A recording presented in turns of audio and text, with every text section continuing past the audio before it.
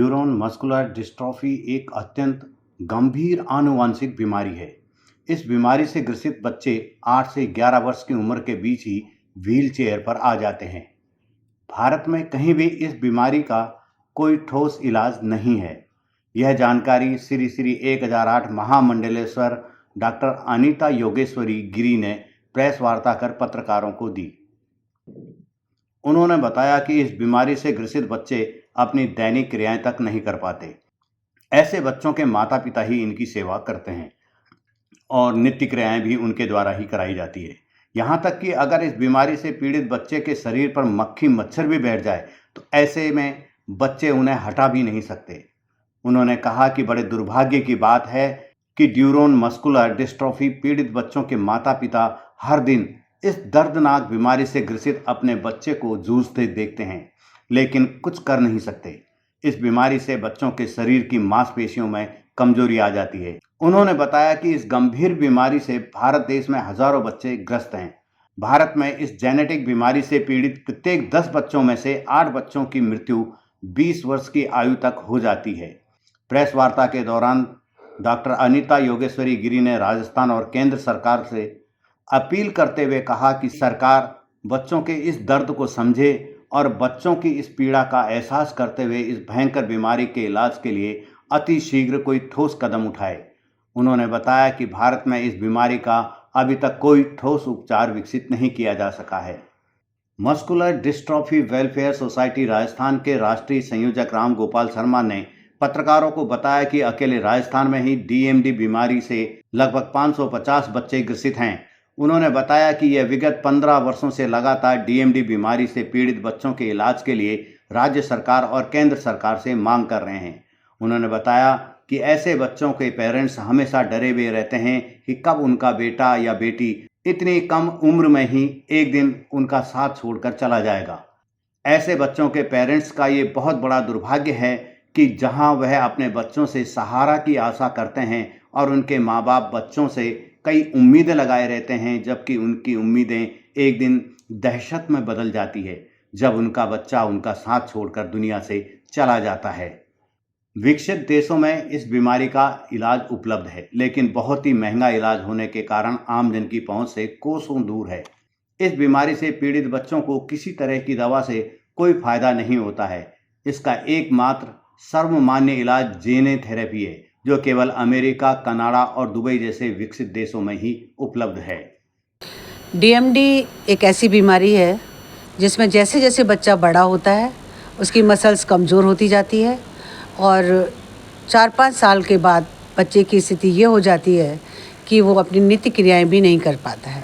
DMD का जो patient है या डीएमडी से ग्रसित जो बच्चे हैं वो केवल 20 साल के पहले तक ही जीवित रह पाते हैं और दिन दिन वो इस बीमारी से ऐसे जूझते हैं।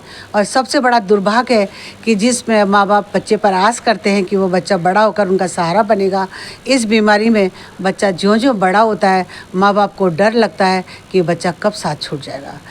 बच्चा इतना मजबूर होता है कि उसके हाथ पैरों पे मक्खी भी बैठ जाए तो वो नहीं हटा सकता। इतने पूरे देश में लगभग हज़ारों की संख्या में ऐसे बच्चे हैं जिनका कोई इलाज नहीं है, और है तो वो बाहर है करोड़ों की राशि में जो आम आदमी कर नहीं पाता। बेचारे माँ बाप रिटायरमेंट ले रहे हैं, बेचारे माँ बाप अपनी नौकरियां छोड़कर बच्चों के लिए जी रहे हैं, बड़ी मुश्किल से जीवन यापन कर रहे हैं। वो दर्दनाक बात है और बड़ा दुखद है कि माँ बाप के सामने माँ बाप के जीते जी बच्चे अपना दम तोड़ रहे हैं। उनके कंधों पे जो बाप के कंधे पे बेटे की अर्थी जाए, ये सबसे बड़ा दुर्भाग्य है। मैं अपील करना चाहूँगी केंद्र सरकार से कि इस बारे में सोचे, विचार करे और इस दर्द का एहसास करके शीघ्रता से जो बाहर दवाइयाँ हैं हमारे देश में आए, हमारे इंडिया के बच्चों को इलाज मिल सके ताकि तड़पते हुए माँ बाप अपने बच्चे को मरता हुआ ना देखें। डीएमडी परिवार का राष्ट्रीय संयोजक हूँ। 26 राज्य मुझसे जुड़े हुए हैं। अभी हमने दिल्ली में 2, 3, 4 अप्रैल को जंतर मंतर पर आंदोलन किया था, जागरूकता रैली निकाली थी और उसमें राष्ट्रपति महोदय को, चिकित्सा मंत्री जी को और प्रधानमंत्री जी को ज्ञापन भी दिया था। परंतु अभी उसका उत्तर कोई प्राप्त नहीं हुआ है। DMD ड्यूशेन मस्कुलर डिस्ट्रॉफी के नाम से है और ये एक आनुवंशिक बीमारी है, बहुत भयंकर बीमारी है। इसके 450 बच्चों की लिस्ट तो मेरे पास यहाँ राजस्थान से है और इंडिया में 26 राज्यों से जो है ना इसमें इकट्ठे होते हैं। इसके पहले हमने 23-24 मार्च 2023 को भी जंतर मंतर पर प्रदर्शन किया था।